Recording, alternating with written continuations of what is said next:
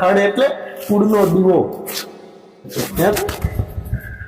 દાડીએ પકડે દાડા મારા મેળવીને રામ રામ ને રામ રામ રામ રામ હારું છે મારો રામ રામ.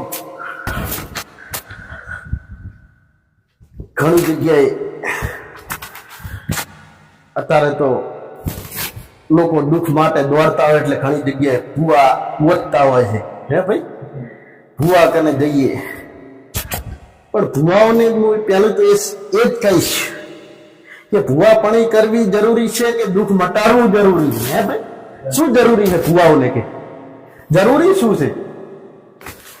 જરૂરી એ છે કે એનામાં જ્ઞાન હોવું જરૂરી છે, એને ન્યાય કરાવવો જરૂરી છે. ભાઈ, એનામાં જ્ઞાન હશે ને, જ્ઞાન તો વ્યવહાર કરાય એક છે દેવનો.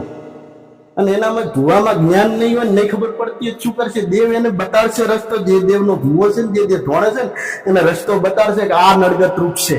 હે ભાઈ, દેવ એને જરૂર બતાવે કે આ નડગત રૂપ છે, પણ નડગત રૂપ છે તો વિચારવું પડે ભૂવાને થોડું કે ભાઈ કેવી રીતનું છે, કેવી રીતનો વ્યવહાર કરવો પડશે.